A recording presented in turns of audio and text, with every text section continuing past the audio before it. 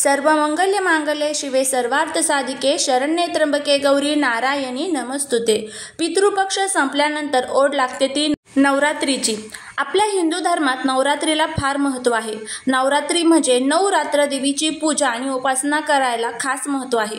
शारदीय नवरात्रीचा पवित्र सण गुरुवारी 3 ऑक्टोबर 2024 पासून सुरू होत आहे आणि जो 12 ऑक्टोबर पर्यंत चालणार आहे। यावर्षी नवरात्रीचा पहिला दिवस गुरुवारी येत असल्यामुळे देवी पालखीत स्वार होऊन येणार आहे। नवरात्रीचे 9 दिवस दुर्गा देवीच्या विविध रूपांची 9 रूपांची पूजा करण्याची परंपरा आहे।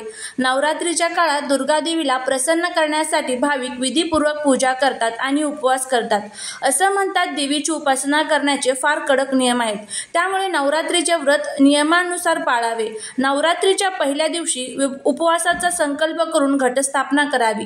हिंदू धर्मग्रंथानुसार उपवासाचे नियम पाळणे महत्त्वाचे आहे। नवरात्रीच्या 9 दिवसाच्या उपवासात लोक खिचडी, फळे आणि इतर उपवासाचे पदार्थ खातात। काही ठिकाणी अनवाणी म्हणजे चप्पल न घालता हे व्रत पाळले जाते।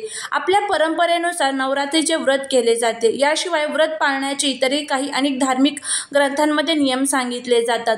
नवरात्रीचे व्रत करणाऱ्या व्यक्तीने ब्रह्मचर्य पाळावे। नवरात्रीच्या 9 दिवसांमध्ये खोटे बोलू नये, राग टाळावा।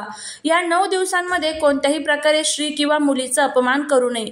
साधारणपणे लोक दिवसातून 2दा भरपूर फराळ केल्यानंतर उपवास करतात, पण असे करू नये। उपवास केल्याचे फळ मिळत नाही असं मानलं जातं। उपवास करतो तो फक्त भक्तिभावाने करावा आणि एक वेळ ठरवून फराळ करावं। नवरात्रीच्या 9 दिवसांमध्ये उपवास करणाऱ्या व्यक्तीने किंवा तुम्ही उपवास नसल करत तरीही त्या व्यक्तीने तामसिक पदार्थ, गुटखा, पान, मसालेदार अन्न किंवा मांसाहार, दारूचे सेवन करू नये।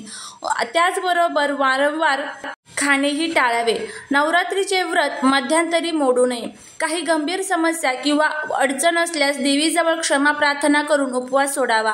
जर तुम्ही सप्तमी, अष्टमी किंवा नवमी तिथीला नवरात्रीचे व्रत सोडले तर उपवासाचे उद्यापन करून 9 कुवारिका मुलींची पूजा करून त्यांना भेट वगैरे देऊन त्यांचा निरोप घ्यावा। असे केल्याने उपवासाचे फळ आपल्याला मिळत असते। नवरात्रीमध्ये जर तुम्ही 9 दिवस अखंड दिवा लावला तर तो विझू नये याचीही आपल्याला दक्षता घ्यायची असते। तसेच दिव्याची तुम्ही वाट टाकणार आहात तर ती मोठी असावी, जेणेकरून ती 9 दिवस चालेल। नवरात्रीच्या संध्याकाळी घर बंद ठेवू नका, कारण त्यावेळी माता घरात येते। नवरात्रीच्या 9 दिवसात चुकूनही मांसाहार करू नका। नवरात्रीच्या काळात कोणाशी वादविवाद, अपवाद करू नका। पूजा करताना नियमांचे पालन करावे। नवरात्रीच्या काळात सकाळी उठून दुर्गा देवीची मनोभावे पूजा करावी। नवरात्रीत पूजा करताना काळे कपडे घालू नये। तर ह्या सर्व नियमांचं पालन हे आपल्याला नवरात्रीमध्ये करायचं आहे।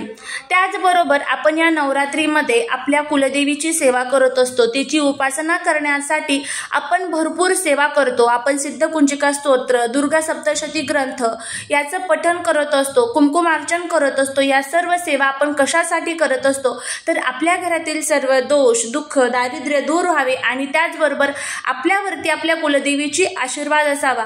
एखादं घर तुम्ही बघितलं ना तर त्यांना त्यांची कुलदेवी सुद्धा माहीत नसते, तर त्यामुळे काय होतं की आपल्याला कधीच कोणत्याच कामामध्ये यश मिळत नाही। तर ह्या ज्या काही संकटांना आपण सामोरे जात असतो, कुलदेवी आपल्याच काय करत असते तर आपल्या घराचं रक्षण करण्याचं काम करत असते। त्यामुळे तिचा कुलाचार करणं हे आपलं प्रथम कर्तव्य आहे। तर या नवरात्रीमध्ये आपण घट बसवत असाल किंवा बसवत नसाल तरीही आपल्याला काही नियमांचं पालन करायचं आहे। आता आपल्याला कोणकोणत्या भाज्या ज्या आहेत तर त्या संपूर्णपणे या काळामध्ये वर्ज्य ठेवायच्या आहेत, त्याबद्दलची आपण माहिती या व्हिडिओमध्ये घेणार आहोत। सर्वात प्रथम आणि महत्त्वाचं म्हणजे आता ह्या ज्या भाज्या मी तुम्हाला सांगणार आहे या 9 दिवस तुम्हाला खायच्या नाहीत। आता उद्यापासून घट बसणार आहे ते दसऱ्यापर्यंत तुम्हाला ह्या भाज्या घरामध्ये खायच्या नाहीत। मी तुम्हाला 2 भाज्या सांगणार आहे आणि त्याचबरोबर काही कडधान्य सांगणार आहे। तर त्या ज्या वस्तू आहेत तर त्या चुकूनही खाऊ नका।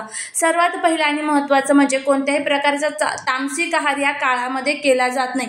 तामसिक आहार म्हणजे मांस, मच्छी, अंडी, चिकन ह्या ज्या गोष्टी आहेत तर त्या चुकून सुद्धा या काळामध्ये खायच्या नाहीत। घरामध्ये किंवा घराच्या बाहेर जाऊन सुद्धा खाऊ नका, कारण मग आपण जी काही सेवा करतो तर त्याचं कोणतंही फळ आपल्याला मिळत नाही।